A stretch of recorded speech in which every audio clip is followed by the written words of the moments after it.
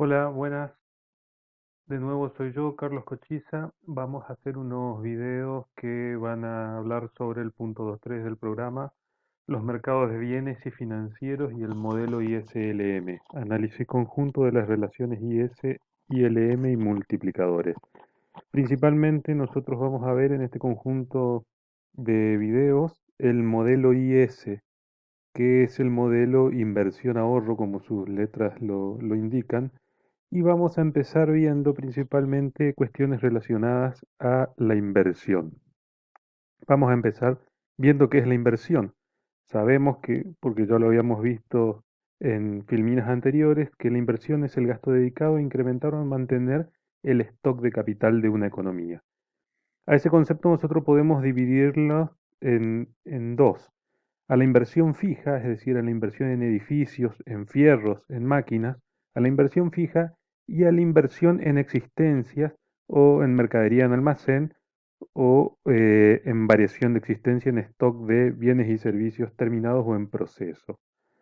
Respecto de la inversión fija, que es la parte dura, digamos, los fierros, como les decía hace un ratito, tenemos a la inversión residencial y a la inversión no residencial.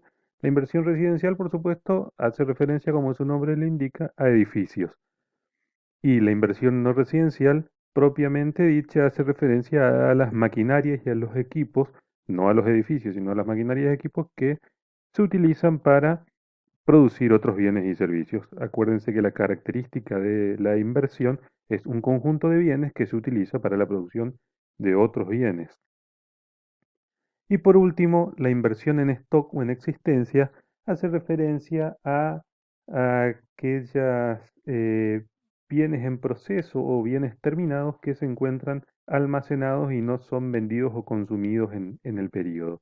Esta es la única inversión neta que puede ser negativa, ya que el stock en almacenes puede, por ejemplo, disminuir ante un shock de demanda, y yo no acompaño ese shock de demanda con la producción de bienes y servicios, lo que puede pasar es que se desabastezcan los almacenes y sea negativa esta inversión en existencia.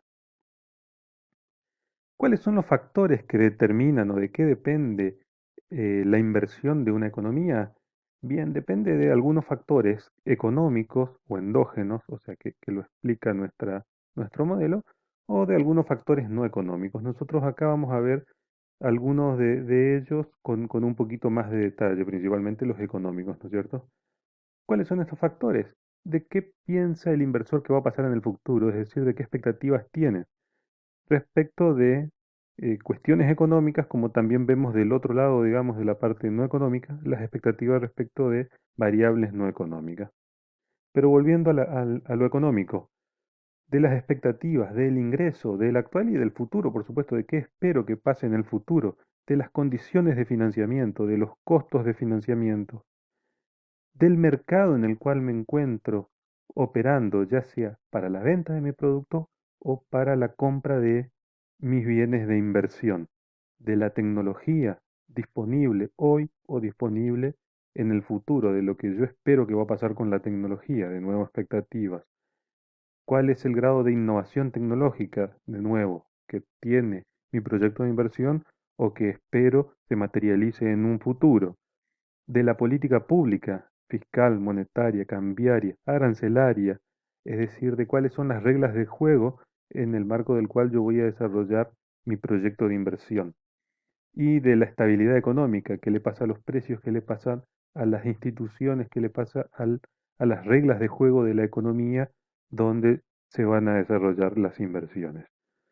Y desde el otro lado, desde la otra perspectiva, también factores no económicos. Las condiciones institucionales, no solo económicas, sino en general, determinan condiciones de inversión, favorables o no, ¿no es cierto? Eh, Población, a medida que la población es mayor, yo tengo más probabilidades de vender la mayoría de los productos, es decir, la mayoría de los productos tiene una demanda creciente con la cantidad de población, por lo tanto, a mayor población, yo tendría mayores incentivos a generar inversiones, gustos y catástrofes. Dejé este punto para el final porque imagínense cómo influyen en las decisiones de inversión las catástrofes y pónganse en el rol de un inversor que estaba planeando poner, por ejemplo, hace 20 días, un restaurante o un teatro o un salón de bailes, por ejemplo. La cuestión de la pandemia que estamos atravesando cambia absolutamente las condiciones que para llevar adelante la inversión. Y son condiciones, por supuesto, no económicas. Nosotros en esta parte del punto de la bolilla vamos a ver estas dos cuestiones. Un modelo que explica cómo se desarrolla la inversión a nivel macroeconómico, que es conocido como el modelo del acelerador, es un concepto keynesiano, y algunos modelos que explican cómo son las decisiones de invertir, por ahí más abocadas a nivel micro, no obstante, luego pueden agregarse y fundamentar inversiones a nivel macro o teorías respecto de cómo se desarrolla la inversión a nivel macro. Respecto de esto, de estas decisiones o estos modelos que explican las decisiones de invertir, vamos a ver cómo se toman las decisiones de invertir tomando en consideración el valor actual neto o VAN, que es un cálculo o una evaluación considerada en términos de valores absolutos.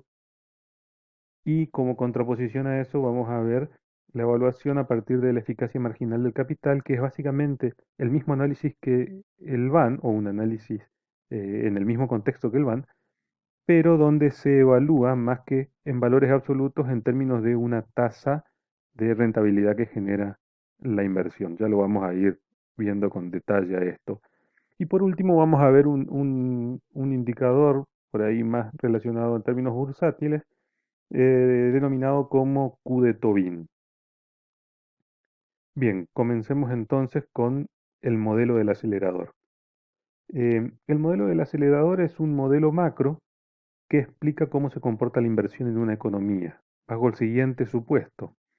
El stock de capital que hay en una economía se dice es proporcional al nivel de producción. Es decir, hay un determinado nivel de capital para un determinado nivel de producción. Esta cantidad de capital o stock de capital denominada K se dice que es una proporción constante del nivel de producción Y.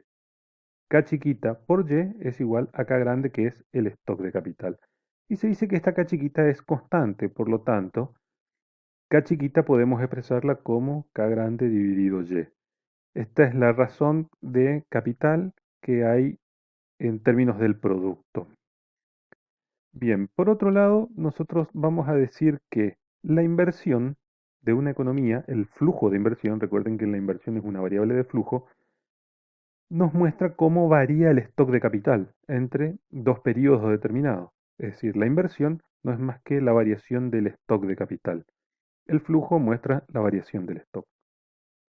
Y así como el capital era K chiquita por Y, el stock de capital era K chiquita por Y, por la producción, la variación de ese stock de capital es K chiquita por la variación de Y. Por consiguiente, la variación de capital de una economía, que es la inversión, es K chiquita por la variación de Y, que es lo que está acá en esta ecuación de aquí abajo. La inversión, como variable de flujo, es K chiquita, o sea, la razón de capital respecto del producto, que es una razón constante, por multiplicada por la variación de la producción, es decir, por la variación de Y. ¿Qué nos dice esto? Que variaciones en Y, es decir, variaciones en la renta o en el producto de la economía, generan inversión. Ante variaciones positivas, la inversión aumenta; ante variaciones negativas, la inversión decrece. ¿Qué pone de manifiesto esto en relación a lo que se vio en la primera parte de la bolilla? Que ahora ya la inversión no es una variable exógena, una variable autónoma y que podemos suponer constante, sino por el contrario, la inversión está influida por la variación de la renta. O sea, no solo influye en la variación de la renta, ya que es un componente de la demanda agregada, la inversión estoy hablando, ¿no? Sino que a su vez esta inversión también se ve afectada por la variación de la renta, es decir, la inversión afecta a la renta y la renta afecta a la inversión. Lo que me muestra esta ecuación de acá al final es que variaciones en la renta generan variaciones en la inversión. Eso es un poco el concepto general, marco en el cual vamos a ir desarrollando nuestra, nuestro modelo de inversión. Nosotros ahora vamos a basarnos en explicar un poco cómo se da esta cadena, cómo se da esta relación, por qué la inversión no es exógena y autónoma, sino que está relacionada a, a variables de la macroeconomía. Vamos a ver algunos modelos de cómo se genera la decisión de invertir. Primer cuestión, sepamos que el inversor invierte básicamente por una razón, para obtener rentabilidad.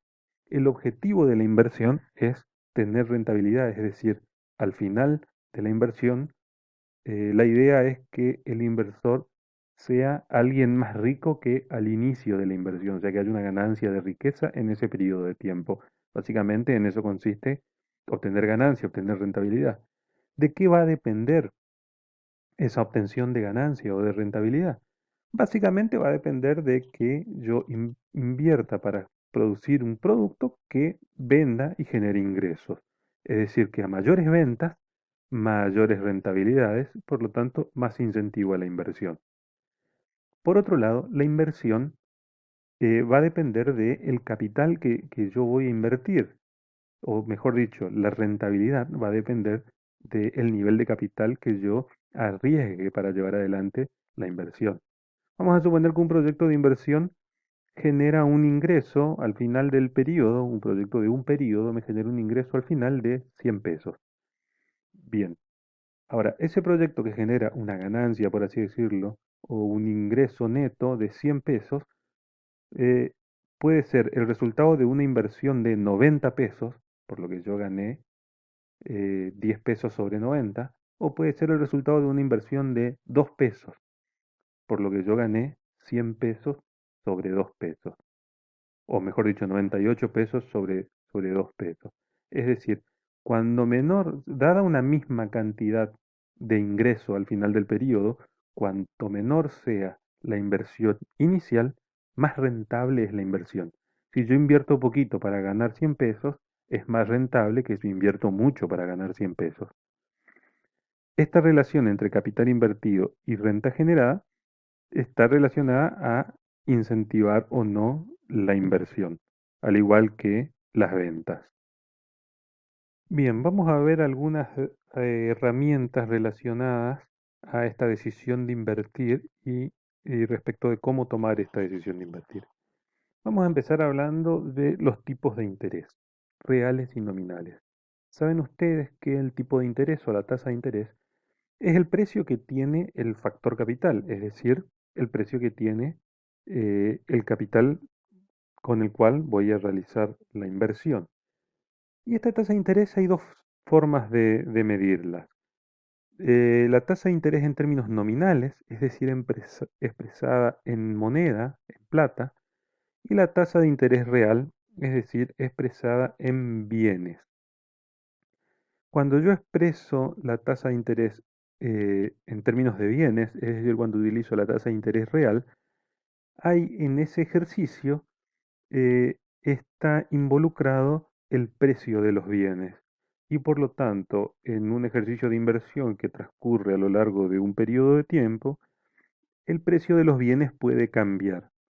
Ese cambio de precio, es decir, ese proceso inflacionario o deflacionario, va a alterar a la tasa de interés. Vamos a ponerlo en algunos esquemitas para que se entienda. Imaginemos una situación donde yo voy a hacer una inversión inicial de 100 pesos que va a durar un determinado periodo de tiempo, llámese T, y en el marco del cual existe una tasa de interés nominal, por ejemplo, del 50%. Entonces yo pongo 100 pesos, paso a un periodo de tiempo T, y al final de ese periodo de tiempo T obtengo 150 pesos.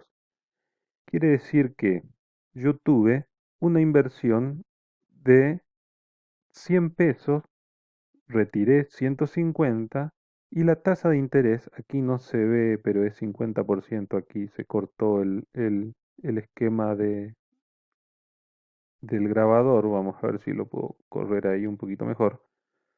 Vuelvo. Entonces, lo que yo retiré fueron 150, lo que invertí fueron 100, y saco la tasa de crecimiento de mi plata, como se hacía con las tasas de crecimiento en la bolilla 1, 150 dividido 100 menos 1% me da que mi interés o la tasa de ganancia que yo tuve en términos de plata fue 50%.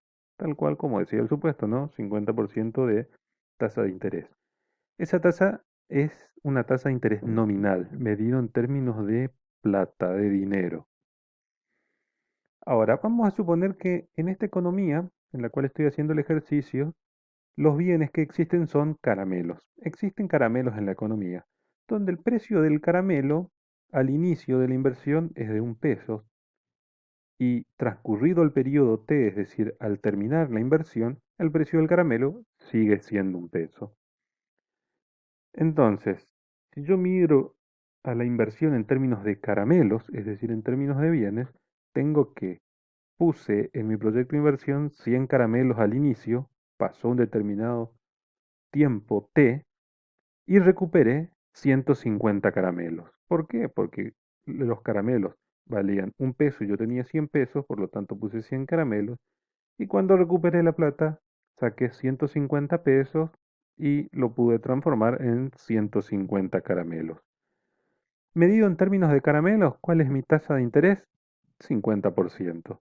Es decir, no hubo cambios en el precio entre el inicio del periodo T y el final del periodo T. La tasa real y la tasa nominal son exactamente la misma. O sea, medido en términos de plata, el 50%, y medido en términos de caramelos, también es 50%. Bien, pero vamos a suponer que ahora hubo inflación en esta economía.